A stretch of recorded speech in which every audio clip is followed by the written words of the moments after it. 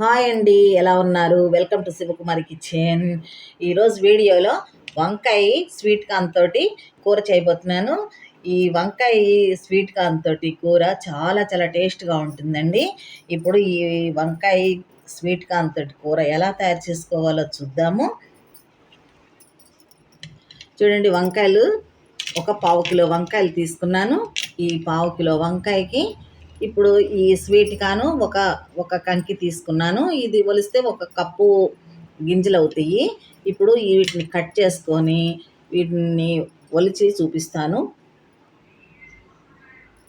చూడండి, నేను తీసుకున్న వంకాయలు చక్కగా ఉప్పు నీళ్ళల్లో వేసాను.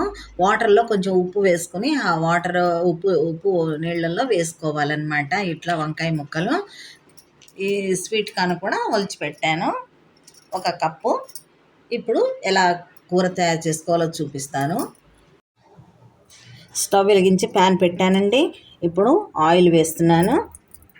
మన ముక్కలకు తగినట్లుగా మనం వేసుకోవచ్చు. కొంచెం 4-5 టీ స్పూన్లు వేస్తున్నాను. కొంచెం పోపు గింజలు వేసాను.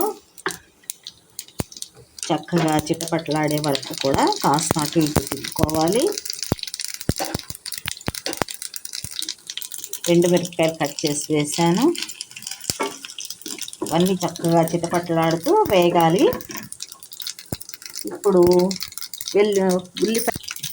ఉల్లిపాయ కట్ చేసి పెట్టుకున్నాను, వేసేస్తున్నాను.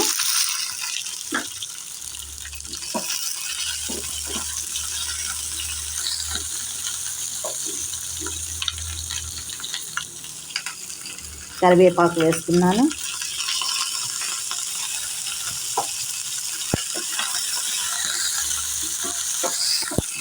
స్వీట్ కార్న్ తీసుకున్నాం కదా, ఒలిచి పెట్టుకున్నాం కదా, ఇవి వేసేస్తున్నాను.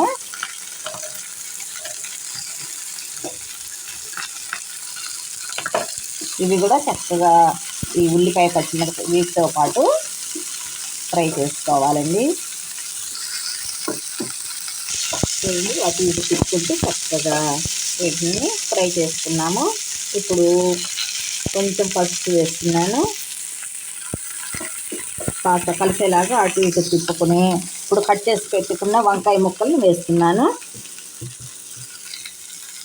సాల్ట్ వాటర్లో వేసాను కదా, అవి వేసేస్తున్నాను. చూడండి, ఈ ముక్కలు కూడా కలిసేలాగా చక్కగా కలిపేసుకోవాలన్నమాట. ఇట్లా కలిపేసుకున్న తర్వాత ఒక 2-3 నిమిషాలు ఇలా మూత పెట్టుకోవాలి. చూడండి, మూత పెట్టుకుని 2-3 నిమిషాలు ఉడికించుకున్నాం కదా, చక్కగా మగ్గిపోయింది కూర. చూడండి, అటు ఇటు తిప్పుకుంటూ 2 సార్లు తిప్పుకుంటూ మనం మగ్గించుకోవాలి. ఇప్పుడు అల్లం పచ్చిమిరపకాయ పేస్ట్ వేస్తున్నాను. కొంచెం కారం వేస్తున్నాను. 1 స్పూన్ కారం వేసాను.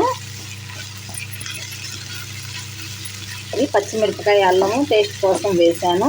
కారం కూడా వేసుకుంటే చాలా బాగుంటుందండి.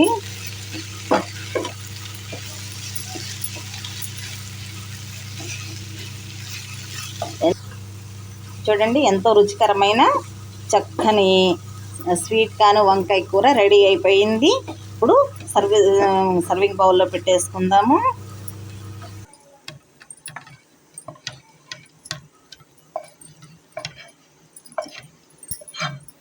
చూడండి, ఎంతో రుచికరమైన వంకాయ స్వీట్ కార్న్ రెడీ అయిపోయింది. ఇది ఎంత చేతకాని వాళ్ళకైనా కూడా ఇట్టే వచ్చేసేస్తుంది. చాలా చాలా టేస్ట్గా ఉంటుంది. మీకు అందరికీ నచ్చుతుందని అనుకుంటాను. నచ్చినట్లయితే లైక్ చేయండి, మీ ఫ్రెండ్స్ అందరికీ షేర్ చేయండి. మంచి రెసిపీతో మళ్ళీ కలుద్దామండి. Thank you.